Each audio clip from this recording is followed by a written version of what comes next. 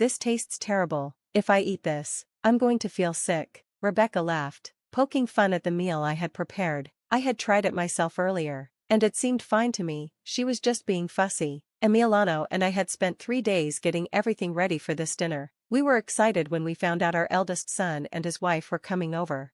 Looking back, Emiliano and I realized how foolish we were for getting our hopes up. Rebecca's rude attitude and Maxwell just going along with her really drained us. We felt disconnected from them, and keeping a relationship with Rebecca seemed impossible. Maybe we should set some clear boundaries with her before I talk to her, Emiliano suggested as he reached for the dish. I'm Kendall, a woman in my 70s who spent years as a homemaker, living with my husband Emiliano. We have a son, Maxwell. He graduated from a prestigious university, landed a job at a big company, and moved to Boston 2 years ago. He told us he was getting married. The woman he introduced as his fiancée seemed lovely. Maxwell said they would move closer to us after the wedding and wanted to spend time together, especially with Rebecca. We were happy about it but had some reservations about Rebecca. Maxwell reassured us that she was excited and wanted to build a relationship with us, so we went along with their plans. 2 months after they married, Maxwell and Rebecca kept their word and moved nearby. We were eager to bond with Maxwell and get to know Rebecca better, but things didn't go as smoothly as we hoped. Maxwell transferred from his main office to a branch in our town, thinking it would be easier, but it turned out to be harder. The real problem was Rebecca's spending habits. Even when Maxwell was earning well at headquarters, she had a tendency to overspend. After the transfer, when his paycheck took a slight hit, Rebecca's spending only worsened. No matter how much Maxwell earned, she spent most of it, leaving them struggling financially. Maxwell was never one to care much about appearances and led a simple life. He worked hard but rarely had time to visit us. Rebecca wasn't around much either. Their move nearby felt pointless. Despite being so close, we hardly ever saw them. Maxwell was always tied up with work, and we were hesitant to reach out to Rebecca directly. It broke our hearts knowing Maxwell was facing difficulties. Even though he was struggling, we tried to help by sending them $1,000 each month. It was all we could manage with Emiliano retired and living on a pension. Every time we sent the money, Maxwell thanked us, but his voice always sounded tired, which pained us. We wanted to help his parents, so we did whatever we could, whether it was spending time with him, taking him shopping, or treating him to a meal. When they were away, we'd clean their house for them.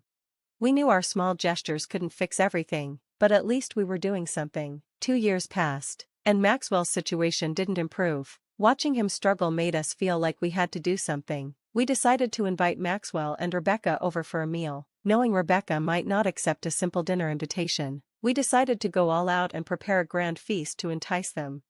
I suggested it to Emiliano, but he hesitated, unsure of his cooking skills. However, he took the initiative and even went out to buy the ingredients. To our surprise, the promise of a feast worked, and both Maxwell and Rebecca agreed to come over. For 3 days, Emiliano and I worked hard preparing the meal, while Maxwell and Rebecca arrived in the afternoon, looking like they were unwinding from the stress of their daily lives. Maxwell seemed particularly worn out, so we offered him our bedroom to rest. As Maxwell went off to rest, Rebecca, seemingly unaware of our efforts in the kitchen, sat on the sofa, glued to the TV. Then, without warning, she walked into the kitchen and bluntly asked, "Why are you putting in so much effort?" Taken aback by her directness, we didn't have a chance to answer before she continued, "What's the point of all this? Do you actually enjoy doing this? If you've got so much free time, why don't you find a job and make some money? Retirement must be tough, huh?" Her mocking laugh filled the room. I stepped forward. "Isn't it rude to speak like that when you've been invited for a meal? Show some respect for your in-laws. A little courtesy wouldn't hurt." Rebecca's face turned red. "Are you trying to pick a fight with me? You think your words don't hurt?" I wasn't trying to start a confrontation. All I wanted was some basic manners, but her twisting of my words and defensive attitude left me stunned. Seemingly satisfied with her outburst, Rebecca retreated to the living room. Emiliano looked disappointed, but with dinner still ahead, we tried to collect ourselves. Then, from the hallway, Rebecca's voice rose. "Why are you always against me? Can't you support me just once? I'm your wife." We rushed to see what was happening. Alarmed, Rebecca stood by the bedroom door, with Maxwell, who should have been resting, beside her. "Why won't you back me up? Why are you taking their side?" she shouted, clutching Maxwell's shirt. Realizing the situation was escalating, we intervened. "Let's calm down. What's going on here?" Emiliano held Rebecca back while I turned to Maxwell to understand. Exhausted, Maxwell explained what had happened. He had been trying to rest after work but was abruptly woken by a slamming door. When he went to check, he found Rebecca in a rage, accusing me of being the problem. Confused, Maxwell was overwhelmed by her emotions. Rebecca, misinterpreting his silence, questioned his loyalty to her. Still groggy, Maxwell was struggling to understand, feeling helpless. Rebecca's anger continued to rise, leaving Maxwell stuck in the middle, drained and helpless. I confronted Rebecca. It's not okay to wake your exhausted husband up and yell at him. Do you realize how strange you're acting? Feeling cornered, Rebecca muttered a half-hearted apology, her eyes showing no real remorse. Despite the tension, we still sat down for dinner. We had prepared juicy steaks and fresh seafood, hoping to offer the best we could. Maxwell seemed to appreciate it, but Rebecca, eyeing the meal, couldn't help but make a sarcastic remark. Just because you serve this doesn't mean I'll forgive the way I've been treated. It was disheartening after all our efforts. Maxwell tried to lighten the atmosphere, but Rebecca shut down every attempt. I told her, you really need to change your attitude, but she ignored me, even when the TV was off. She heard me, yet deliberately ignored my words. Feeling defeated, Emiliano tried to comfort me. We managed to maintain some composure before the meal, but once she tasted the food, she exclaimed, "What is this disgusting mess? I'll be sick from eating this." Her mocking laugh left me speechless, stunned by her cruelty. You're doing this on purpose to make me sick, aren't you? You go to such lengths to torment me. You're truly a wicked mother-in-law. Her words were filled with contempt and anger. My hands trembled as I clenched them. Why do we have to endure this? How can Rebecca be so cruel to others, knowing how tired Maxwell is? Why doesn't she feel any responsibility to help him? Why does she dismiss our kindness so easily? I struggled to find the right words. Seeing my frustration, Emiliano reached for his plate. I've stayed quiet until now, but I've had enough. Emiliano's usual calm demeanor transformed into something formidable when he was angry. It had been a long time since I had seen him so upset. With anger simmering, Emiliano declared, "I'm cutting ties with you. Leave now." His voice boomed as he confronted Rebecca, catching her off guard. "Father-in-law, how can you say that to your daughter-in-law? Do you enjoy making trouble?" I never imagined he would speak to her this way. She shot back, her eyes welling with tears, but Emiliano didn't flinch. "Call it harassment if you like. I can't consider you part of this family anymore. Leave." Emiliano's words hit Rebecca hard, like a slap of reality. "Fine, I'll go. From now on, I want nothing to do with you or your mother. You'll regret this," she said, quickly packing her things and storming out. I glanced at Maxwell, wondering if he would follow her, but he looked resigned. "It doesn't matter," he muttered, focusing on his meal, clearly avoiding any further conflict. We decided to let her go and agreed Maxwell would spend the night with us.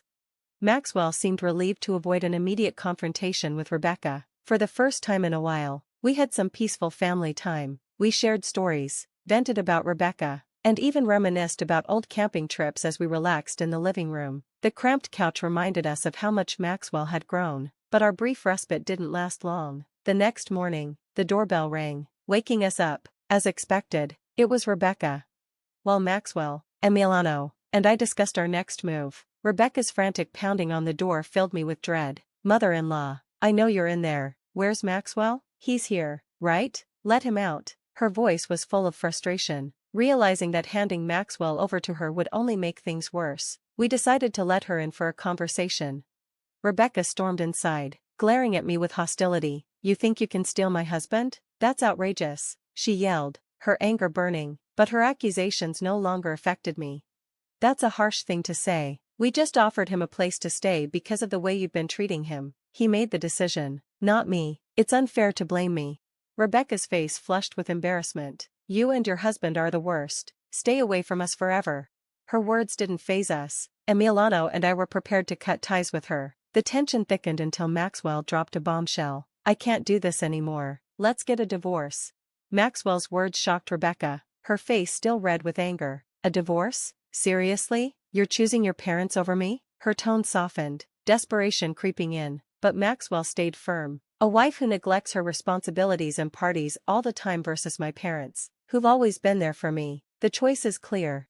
Despite Rebecca's pleas and accusations of manipulation, Maxwell stood his ground. Then, unexpectedly, Maxwell slapped Rebecca across the face, leaving everyone in the room in stunned silence. Rebecca struggled to understand what had just happened. You've been a burden to me and to your parents. Aren't you ashamed? I tried to help you see sense, but I was wrong. Please, don't say such things. I love you. Please, reconsider.